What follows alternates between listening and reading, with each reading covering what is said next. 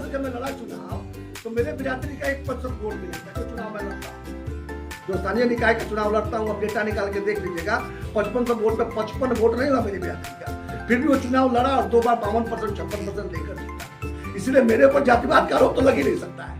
लेकिन अब भाई मैं जन्म अगर वही हुआ तो जन्मभूमि कैसे बदल गया? माता पिता और जन्मभूमि बदलना मेरे बस में है क्या? पत्नी जरूर मैंने चुना है।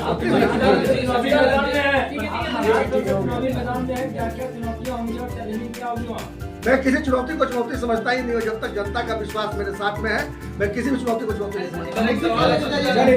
आप प्रशांत किशोर को फ्रंट फुट पे क्यों नहीं ला रहे हैं? जो चुनाव हारने का डर है और उनका चेहरा जो है बदनाम हो जाएगा, इस वजह से उनका नाम आपने प्रशांत किशोर जनसुराज अभियान को समझने का काम ही नहीं किया है। जनसुराज के मजबूत सिपाही है ना। पूरा जो अभियान चल रहा है वो यहाँ पर व्यवस्था परिवर्तन करने की, बिहार के व्यवस्था परिवर्तन करने का अभियान है वो। अब बिहार का व्यवस्था परिवर्तन लोकसभा के चुनाव में नहीं हो सकता है, उसके लिए विधानसभा के चुनाव तक इंतजार करना पड़ेगा, पहली बात। और दूसरी बात, जब तक खाना पके नहीं उसको परोस देने से स्वाद नहीं आएगा उसमें। अभी जब आधा बिहार की पद यात्रा पूरी नहीं हुई है तो हम लोकसभा चुनाव लड़ने जाए 2-4 सीट पर लड़ ही लेंगे तो उससे क्या बन जाएगा, क्या बिगड़ जाएगा? इसलिए वो आधे मन से तो कोई काम प्रशांत किशोर न करते हैं, न कोई जनसुराज जी करने वाला है। नॉमिनेशन कब करने जा रहे हैं सर, ये बता दीजिए। जैसे जिस दिन से नॉमिनेशन शुरू होगा एक शुभ दिन देखकर नॉमिनेशन कर दूंगा। ये तो औपचारिकता बची हुई है। क्या होगा आपका मुद्दा, क्या होगा? बस वही सुंदर राज, जनता का सुंदर राज। मुद्दा तो बदल नहीं सकता। जितना मृत्यु सत्य है कि मैं चुनाव लड़ूंगा और महाराजगंज की जनता को एक विकल्प देने का काम करूंगा। और मुझे विश्वास है जिस तरह से 2 बार महाराजगंज, सारण और सारण चंपारण की जनता ने तय किया और अपने मन के प्रत्याशी को जिताया, जाति मजहब और पार्टी से ऊपर जाकर निर्दलीय को जिताने का काम किया, मुझे पूरा विश्वास है कि यह चुनाव भी मैं भारी बहुमत से जीतूंगा। यही सूचना देने के लिए आज मैंने आप लोगों को कष्ट दिया है। आप भी निर्दलीय से खड़ा होंगे या फिर किसी पार्टी से? मैं तो निर्दलीय से ही खड़ा हो सकता हूं, क्योंकि जैसे ही मैं किसी पार्टी में जाऊंगा मेरी सत्ता समाप्त हो जाएगी, इसलिए मैं वो नहीं करने वाला हूं। और मुझे लगता है कि मुझे किसी दल की आवश्यकता नहीं है। यदि मैं चुनाव लड़ूं तो मुझे किसी दल की आवश्यकता नहीं है। ऐसा वहां के लोगों ने मुझे कॉन्फिडेंस दिया, मुझे विश्वास दिलाया है कि उनका मैं चाहता हूं, इसलिए बार बार मुझे वो जिताते हैं। जनसुराज समर्थित तो रहेंगे ना आप? प्रशांत किशोर जी आपके चुनाव प्रचार में आएंगे? देखिए ऐसा है ना कि प्रशांत किशोर जी किसी के चुनाव में नहीं जाते हैं। आफाक अहमद का जो चुनाव हुआ था उसमें प्रशांत किशोर जी नहीं गए थे, मैं ही उस टीम को लीड कर रहा था। मैंने बल्कि जिद की थी कि हम लोग को इसमें एक निर्दलीय प्रत्याशी को समर्थन देना चाहिए, क्योंकि आफाक अहमद साहब हमारे जनसुराज परिवार से थे और उनको निर्दलीय करने का मौका दिया गया तो परिवार के लोगों ने परिवार का साथ दिया। अभी कोई जनसुराज का कोई दल बना नहीं है और प्रशांत किशोर जी जो जिस दिन दल भी बनेगा वो दल के मालिक नहीं होंगे, जैसे बाकी दलों के मालिक होते हैं। वो एक जनसुराज, जनता का सुंदर राज देने वाला एक प्रयास चल रहा है। अभी जन जागरण चल रहा है, अगले 1-1.5 वर्षों में एक समय आएगा विधानसभा चुनाव के पहले सबके विचार से जनता के बीच से अच्छे लोगों को चुनकर लाकर एक दल बनाने का प्रयास जरूर हो रहा है। प्रशांत जी ने बार बार कहा है कि 10 वर्ष तक मैं चुनाव तक नहीं लड़ूंगा, अर्थात वो दल उनका नहीं होगा, वो दल जनता का दल होगा। सस्ता जी, अब मैं इसको पूरा कर लूँ तो निश्चित रूप से यदि कोई भी जनसुराज है, जैसे मैं तो जनसुराज का एक जाना पहचाना चेहरा हूँ, कोई भी हमारा जनसुराजी भाई अगर कहीं से चुनाव लड़ेगा, वो चाहे किसी दल से लड़े या निर्दल लड़े, तो ऐसी स्थिति में परिवार के लोग तो उसके पीछे खड़े होंगे ही। ऐसी मुझे भी अपेक्षा है कि मैं किसी से बात नहीं किया हूँ अभी तक, लेकिन कई जनसुराजी लोगों ने मुझसे बात किया है कि हमें चुनाव लड़ना चाहिए। तो मेरा ये मानना है कि जनसुराज परिवार के जो हमारे मित्र हैं वो निश्चित रूप से उनका सहयोग मुझे प्राप्त होगा, लेकिन ऐसा आधिकारिक तौर पर न कोई हमसे कहने वाला, न वैसे घोषणा कर रहा। सहमति दिए हैं इस चीज के लिए? देखिए प्रशांत किशोर जी से अभी मेरी बात नहीं हुई है, लेकिन मेरा ये मानना है कि प्रशांत किशोर जी किसी को चुनाव लड़ने से रोक भी नहीं रहे हैं, इसलिए मुझे भी रोकेंगे नहीं। सस्ता जी, प्रशांत कांग्रेस से बातचीत का प्रयास किया आपने? कांग्रेस से भी मैं बातचीत का प्रयास किया। दूसरा फॉर्मेशन है उधर से मैंने बात किया था।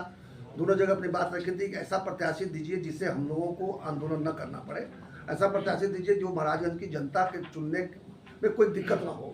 ऐसा नहीं कहा था कि मुझे टिकट चाहिए, क्योंकि मैं तो टिकट ले ही नहीं सकता कि सबसे पहले मुझे 4 साल की व्यवस्था को छोड़ना पड़ेगा, तो मेरे लिए बहुत बड़ी कीमत चुकाने की बात है। तो मुझे तो लड़ना होगा, मैं निर्दलीय लड़ूंगा, लेकिन मैंने जरूर आग्रह किया था कि इस बार कोई ऐसा प्रत्याशी दीजिए जो महाराजगंज की जनता पसंद करे और महाराजगंज के लोगों के बीच में से चुन के दीजिए, बाहरी को लेकर थोपिए मत। लेकिन ऐसा होता हुआ दिख नहीं रहा है। एक दल ने तो घोषणा कर ही दी है, उसी पुराने कढ़ी में फिर से उबाल डाला है, और दूसरा जो है प्रशांत किशोर, सस्ता जी, सस्ता क्या अच्छा बोलिए भैया। सस्ता जी, प्रशांत किशोर हमेशा खुले मन से अपनी जनसुराज की पदयात्रा में भी कहते रहे कि यदि लोकल प्रत्याशी जिसे कि वहां के लोग कहें कि वो लड़े, तो क्या आप उसी चीज को लेकर आगे बढ़ रहे हैं? क्योंकि प्रशांत किशोर ने यहाँ भी कहा कि यदि प्रत्याशी उस इलाके का होगा, वहां की जनता चाहेगी, तो जन धन बल यहाँ तक कि चुनाव जिता कर भी दिखाएंगे। प्रशांत किशोर किसी का हराने के लिए चुनाव देखिए, यही लड़ेंगे। सोच है। जितने भी लोग जनसुराज से जुड़े हैं, क्योंकि वो प्रणेता है उसके, चूंकि वो सूत्रधार हैं, तो वही सोच वाले लोग उनके साथ जुड़े हैं। ये बिल्कुल हमारा भी यही मानना है, प्रशांत जी ने भी कहा है, और जितने जनसुराज है उनका यही मानना है कि जनता का प्रतिनिधि उनके बीच से ही होना चाहिए, कोई थोपा हुआ नहीं होना चाहिए, और जिसको जनता चाहती हो वैसे लोगों को ही अवसर मिलना चाहिए। लेकिन क्या ऐसा हो रहा है? आपने देखा दोनों फॉर्मेशन में, किसी एक फॉर्मेशन का दोष नहीं दूंगा, दोनों फॉर्मेशन में बैठ कर तय कर दिया जाता है। कई जगह तो टिकट बेचने का भी आरोप लग रहा है। हम लोग खुद स्वयं जानते हैं, क्योंकि मेरे पास उसका कुछ सबूत नहीं, इसलिए मैं कैमरा पर नहीं कह सकता, लेकिन हमें पता है और सब स्वीकार करते हैं कि कई जगहों के टिकट बेचे गए हैं। वैसी स्थिति में जनता के साथ ठगी नहीं तो क्या हो रहा है? और जो ऐसे ठगी करने वाले लोगों के विरुद्ध खड़ा होना मेरी समझ से मेरा जनतांत्रिक अधिकार भी है और दायित्व भी है, वही मैं कर रहा हूँ। आपको नहीं लगता है कि जो 4 साल आपके बचे हुए हैं, तो अपने बड़े बेटे या छोटे बेटे की राजनीति में एंट्री कराकर उनको सदन में सेवा करने का या क्षेत्र की सेवा करने का मौका दिया? मैं पहले एक बात बता दूं कि हम वो पैसा कुछ नहीं करने वाले हैं कि बिना जिसका कोई अधिकार न बनता हो या जिसकी जिम्मेवारी न बनती हो, उसको ले आकर मैं थोप दूं जनता के ऊपर में। जो शिकायत मैं दूसरों पर कर रहा हूं, वो शिकायत मैं अपने से भी करूंगा।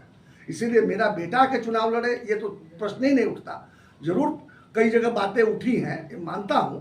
अब मेरा बेटा अगर आएगा तो मुझे खराब नहीं लगेगा, लेकिन फिर वो अपने अधिकार से आएगा, तब अपने योग्यता के दम पर आएगा, अपनी इच्छा से आएगा, तब होगा। लेकिन मैं नॉमिनेट कर दूं कि मेरे स्थान पर मेरा बेटा लड़ेगा, ऐसा अर्धांगिनी के बारे में कह सकता हूं। क्योंकि क्या है कि आजकल ये चलता है कि तो महिला सीट हो गया तो पत्नी को लड़ा देते हैं लोग, या माता को लड़ाते हैं, वहां तक मैं मान सकता हूँ, क्योंकि आगे रिजर्वेशन भी आने वाला है। तो वैसा एक समय आएगा जब रिजर्वेशन के चलते मजबूर होकर हो सकता है कि धर्मपत्नी को लड़ा के और आधा अंग बन के किया जाए, लेकिन वो उसको मैं परिवारवाद नहीं मानता। लेकिन यदि हमारे बाद आनुवंशिक बना देंगे कि हमारा पुत्र आके चुनाव लड़े, तो ये हमारे पुत्र को तय करना होगा कि क्या वो अपने दम पर टिकट ले सकता है, वो मैं तय नहीं करूंगा, और ऐसा करने वाला नहीं। सचिदानंद जी, आपने एक बात बोला कि आपने दोनों पार्टियों से बात की थी कि कोई योग्य कैंडिडेट हो महाराजगंज से, कोई योग्य कैंडिडेट का आपने नाम भी दिया था कि सिर्फ अपना नाम दिया था, जिसकी वजह से आपको वहाँ नहीं दिया गया? तो अपने जरिए देखिए, एक बात बता दूं, जब मैं जाऊंगा तो मुझे जो सबसे अच्छा लगेगा उसी का नाम लूंगा। कोई नाम बता सकते? उनको बताऊं आपको, जब वो हुआ ही नहीं, घोषणा ही नहीं उसके नाम से पक्ष में, तो मैं क्यों बताने जाऊं? ये बनता नहीं है। लेकिन निश्चित रूप से मेरी नजर में जो एक योग्य व्यक्ति था, उसका नाम मैंने जरूर वहां आगे बढ़ाया है। अब अगर वहां के उस पर विचार ही नहीं किया गया और पहले से ही तय किया जा चुका है कि नहीं किसको लड़ाना है, तो फिर तो उसका महत्व ही नहीं है। बेकार में हम काहे का अपना कपड़ा खोल ले जाए भाई। सस्ता जी, एक बहुत बड़ा सवाल और है, क्या महाराजगंज सीट आपने उस लिए ही चुनी है? थोड़ा सा ये सवाल हटके है कि वहां आपकी बिरादरी का भी थोड़ा सा बहुत ज्यादा वर्चस्व दिख रहा है। अब क्या हमने बुलाई है, वो एक विशेष घोषणा के लिए बुलाई है। आप लोगों को पता होगा कि मैं सारण स्थानीय निकाय से निर्दलीय विधान पार्षद हूँ। आप लोगों को भी पता होगा कि 2023 में, मतलब पिछले वर्ष, जब केदारनाथ पांडे जी के निधन के बाद शिक्षक प्रतिनिधि का भी पद जब खाली हुआ था, उसके उपचुनाव हुए मार्च महीने के अंत में पिछले वर्ष, तो हम लोगों ने एक और निर्दलीय प्रत्याशी अफाक अहमद साहब को समर्थन देकर, या कहिए कि उनको खड़ा करा के, हम लोगों ने एक अच्छा विकल्प देने का प्रयास किया, जो शिक्षक नेताओं ने उन्हें पसंद किया, उन्हें भी विजयी बनाया। तो ये जो 2 चुनाव हुए, दोनों चुनावों से एक चीज़ समझ में आ गया कि वो चाहे सारण चंपारण मिलाकर जो चुनाव हुआ शिक्षक वाला वो कहे, या केवल सारण जिले का मेरा चुनाव कहे वो कहे, या किसी विधानसभा अगर या संसद क्षेत्र की बात करेंगे, या पूरे बिहार की बात करें, तो बिहार जो बदनाम है कि नहीं यहाँ जाति से लोग बाहर वोट नहीं करते वगैरह वगैरह, वो सारे मिथक साबित हुए।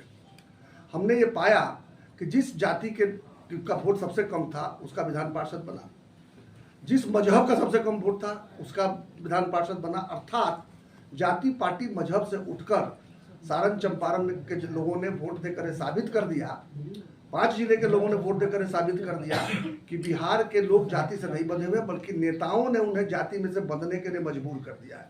अर्थात होता क्या है कि जातिवादी दल या मजहबी दल जो हैं वो क्या कर रहे हैं कि अपना एक प्रतिनिधि, अपना एक प्रत्याशी थोप दे रहे हैं।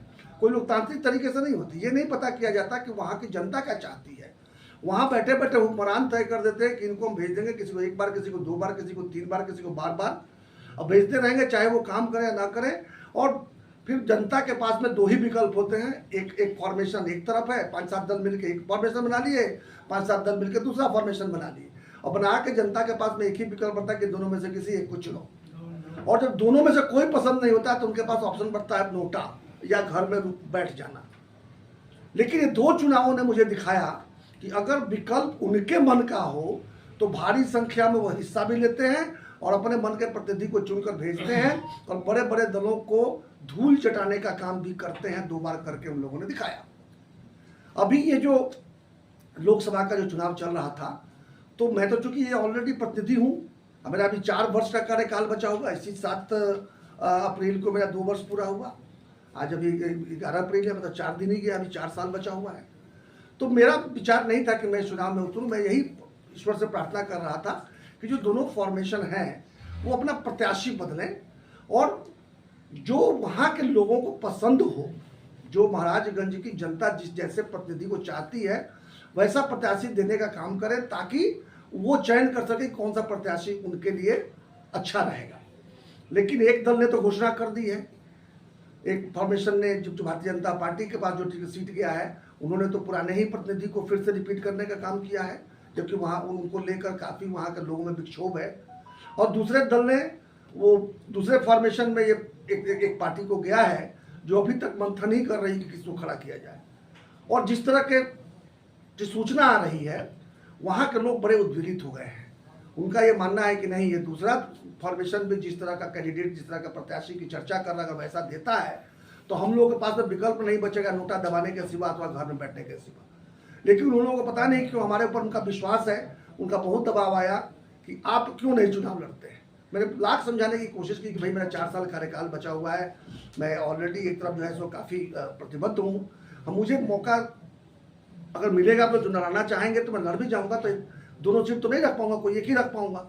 तो वैसी स्थिति में मैं चाहूँगा कि जो दोनों फॉर्मेशन है तो पुनर्विचार करके एक ऐसे व्यक्ति को चुनकर दें जो कि स्थानीय हो, जो आप सबको प्रिय भी हो।